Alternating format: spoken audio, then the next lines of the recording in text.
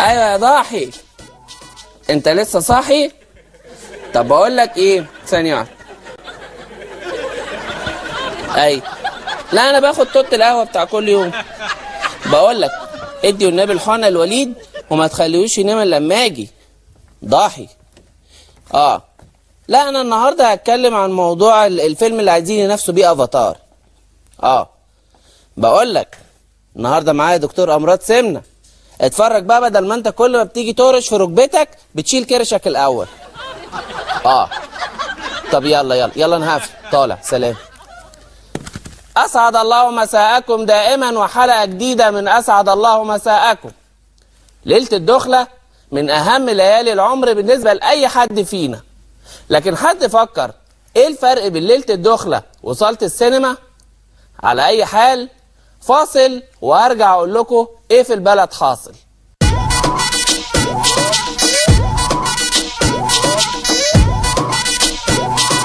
اسعد الله مساءكم.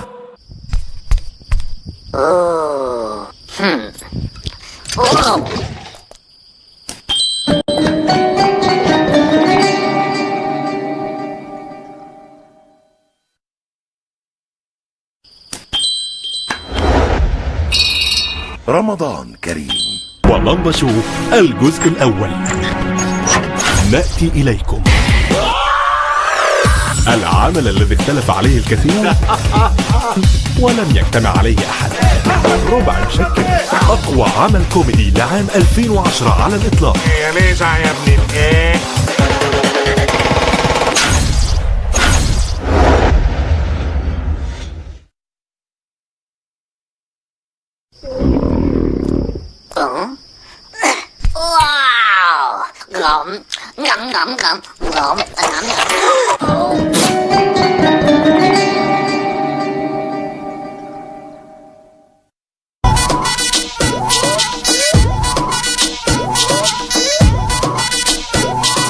اسعد الله مساءكم.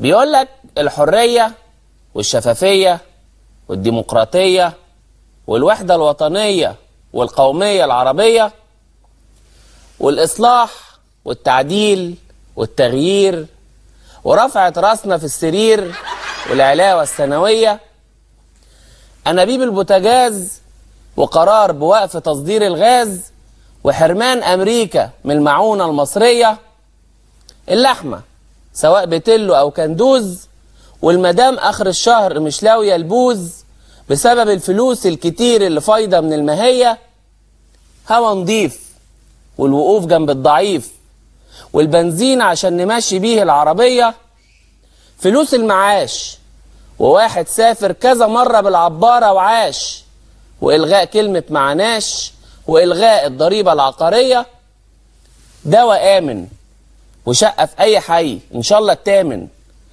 وهيفا ومروة وقمر ما يطلعوش المارد اللي جوانا كامن، والرقابة بجد على المصنفات الفنية. عبارة مش بتغرق بس، لا بتعوم، ورغيف عيش مدعوم، ومضاد حيوي للهموم، وكسوة إن شاء الله تكون سنوية. الاهتمام بالقرى والنجوع، وما نموتش من الفقر والجوع، والبصل بس هو السبب في الدموع مش المهانة اليومية. الناس راضيين، وإعدام اللي يسب الدين، والأمن مستتب في فرشوط ونجع حمادي والبساتين، وتحرير فلسطين، وكل المساعي الحميدة لحل القضية. الجنيه $5 ومفيش أزمة في السولار، وأتوبيس فاضي ونزاهة قاضي ووزارة للحنية، قطرين ما بيتقلبوش على سهوة، والشباب شغال مش على القهوة، ووصلنا في أي حاجة للتصفيات النهائية.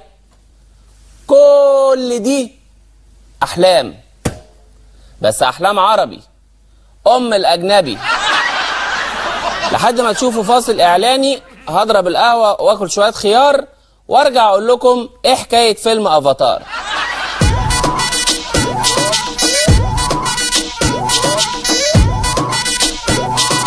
اسعد الله.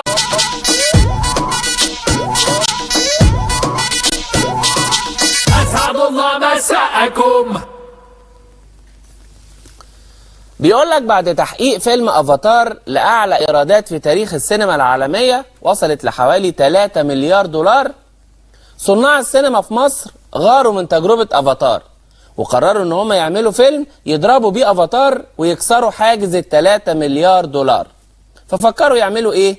قال لك نعمل فيلم عن المظاهرات والاضرابات وتصدي قوات الامن لفضها، وقالوا هيسموه دعاء الخرزان. بس لقوه مش هيكون في قوه افاتار، لان تقنيه افاتار كانت 3D، اما تقنيه دعاء الخرزان هتبقى شايف دي. فقرروا في الاخر ان هم يجيبوا وهم المتظاهرين اللي اتضربوا على قفاهم لحد ما ولع نار، وسموا الفيلم قفا نار. أسعد الله مساءكم. جات لي رساله مهمه جدا من الصعيد وتحديدا من سوهاج، من عبد الجادر ولد عيد. عبد الجادر من اصدقاء البرنامج، بعت لي رساله مهمه جدا. بعد بيقول لي العوافي عليك يا سيد يكشي ياض ماشي. العوافي عليك يا سيد يكشي ياض تكون سعيد. من اهم اخباراتنا ان الواد محسوب هريدي اشترى مدفع جديد لاجل يقتل واد هريدي اصله داس على رجل مرعي ولد اخوه عبد الحميد. راح مشيع كام رساله للواد وحيد، قال له لازم تاجي حالا من اسوان اقصى الصعيد، وكفاياك غربه وتعالى المشوار ماهوش بعيد. قال له سيبني في حالي واصل، ده المطر نازل سيول، غرجت لي كام بهيمه ونص دسته من العجول، والقصب ما راح كمان وانتهى كل المحصول. من ساعتها وناوي نيه لا خد طاري من السيول. وفي النهايه عندي ليك خبر اكيد، ان حنا واد مهنا حط ايده في ايد محمد عبد الحميد، واتفقوا بعلو صوتهم ينشئوا مشروع جديد. عملوا مستوصف خصوصي بجوار السكة الحديد، واتكتب عليه مخصص لضحايا قطار الصعيد. مرسله ليك من سوهاج عبد الجادر ولد عيد. فاصل اعلاني، بعديها نفتح التليفونات للي عايز يكلمنا، عشان هيبقى معانا في الاستوديو استشاري لعلاج امراض السمنه.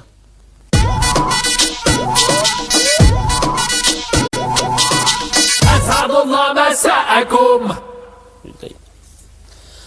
بيقول لك السمنه بقت مرض عالمي، العالم كله بيعاني من زياده الوزن، وده اللي بيخليني اسال، لما العالم كله بيعاني من السمنه فده معناه انهم بياكلوا كتير، ومعنى ان هم بياكلوا كتير ان في اكل اهو وكتير كمان. الله، اما المجاعات اللي في الصومال دي بتحصل ليه؟ هم الصوماليين دول مش من سكان العالم، ولا الصوماليين بيحبوا يعملوا دايت؟ عموما النهارده هنتكلم بالتفصيل عن مشاكل السمنه، وبيسعدني جدا يكون معانا الدكتور لغدي هوبازز، اخصائي الطب البدين واستشاري علاج السمنه بالجمعيه المثليه للدهون الثلاثيه. اهلا بيك دكتور لغدي. اهلا استاذ سيد. دكتور لغدي، بيقولوا ان السمنه بقت مرض العصر، ايه اسباب ده من وجهه نظرك؟ لا يعني عفوا، في الحقيقه ما تقدرش تقول ان السمنه مرض العصر، لان في ناس كتير قوي بتبقى مريحه العصر، الوقت اللي هو بعد الغداء دول، القيلوله. المشكله ان الناس بتاكل غلط. يا استاذ سيد، مش اي حد ياكل اي حاجه. كل فئه من الشعب وليها الاكل الخاص بتاعها. ازاي يعني دكتور لغدي؟ ادينا مثال. عندك مثلا الاخوه الميكانيكيه، ما ينفعش ياكلوا لا تيل شوكي ولا تيل برشومي، يحاولوا يفرملوا نفسهم قدامه. طبعا ولازم قبل ما ياكلوا يكشفوا على الزيت في الاكل بتاعهم، ولو لقوه ناقص يبقى خير وبركه. وبالتالي يا فندم الميكانيكيه تحديدا لازم ياكلوا بالشوكه والزرجينه. هقول لك، الحلاقين ما ينفعوش ياكلوا فتله بخل وتوم، وكمان لازم يقصروا وهم بياكلوا. اقول لك دول لازم يبعدوا تماما عن الكنافه الشعر.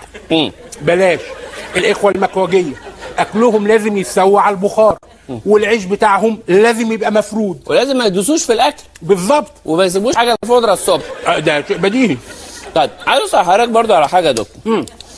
يعني دايما عندنا هنا السمنه في مصر مرتبطه بالجواز. يعني الراجل والست بعد الجواز بياخدوا شكل هندسي كده اقرب للمربع. ايه السبب في ده؟ الستات في مصر بيحبوا يثبتوا لازواجهم انهم مربعين في قلوبهم. يعملوا ايه بقى بعد الجواز؟ يخشوا على المحاشي والطواجن والمحمر والمشمر والمعمر لغايه ما يوصلوا الراجل انه يبقى فعلا مربع، بس مش في قلبها طبعا، على الكنبه جنبها مربع. دكتور يعني عايز اطرح حضرتك سؤال برضه.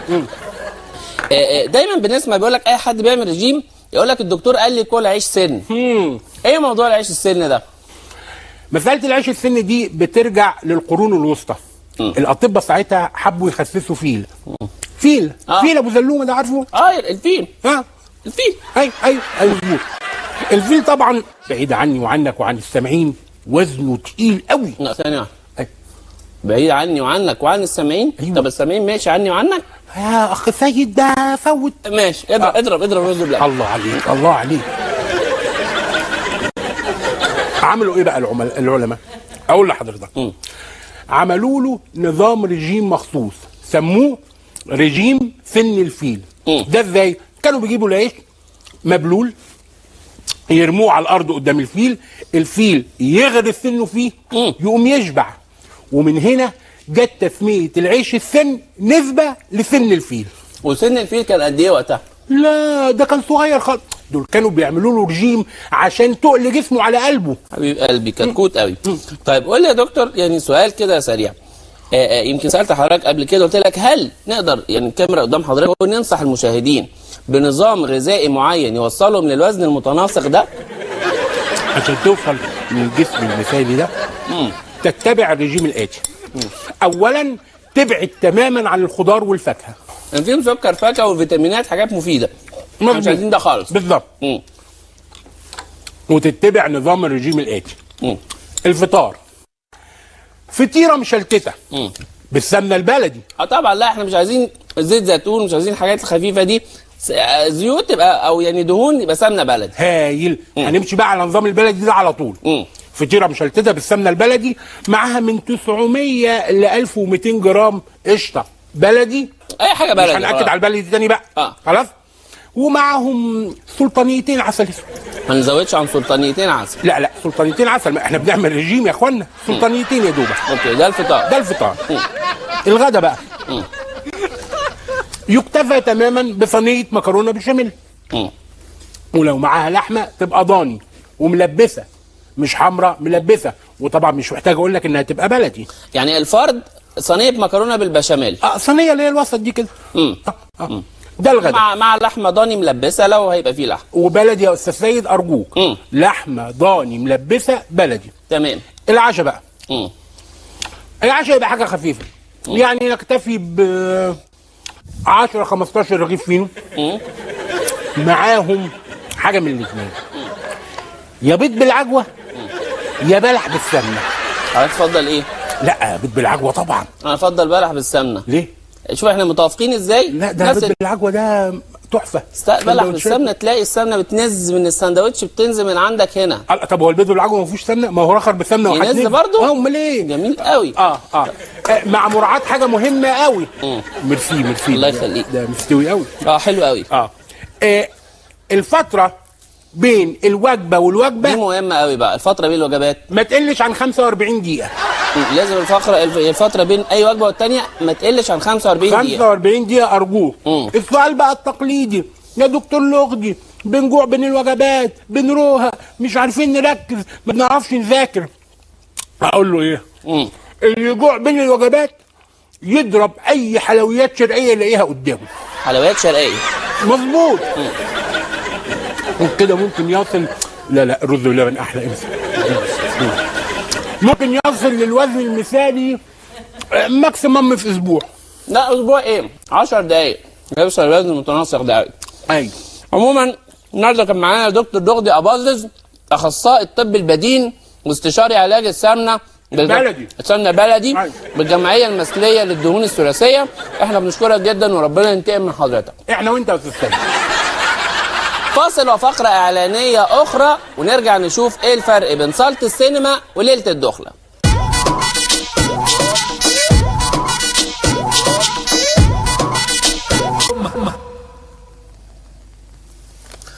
اهلا بحضراتكم مرة تانية مع فقرة ايه الفرق. عمركم سألتوا نفسكم ايه الفرق او ايه اوجه التشابه والاختلاف ما بين صالة السينما وليلة الدخلة؟ انا اقول لكم. صالة السينما وليلة الدخلة الاتنين اول ما بيبدأ العرض بيطفوا النور. صالة السينما وليلة الدخلة الاتنين للكبار فقط.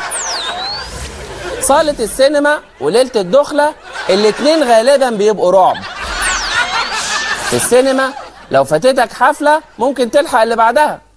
في ليلة الدخلة لو فاتتك الحفلة هيتسيح لك. في السينما الناس بتمشي بعد العرض.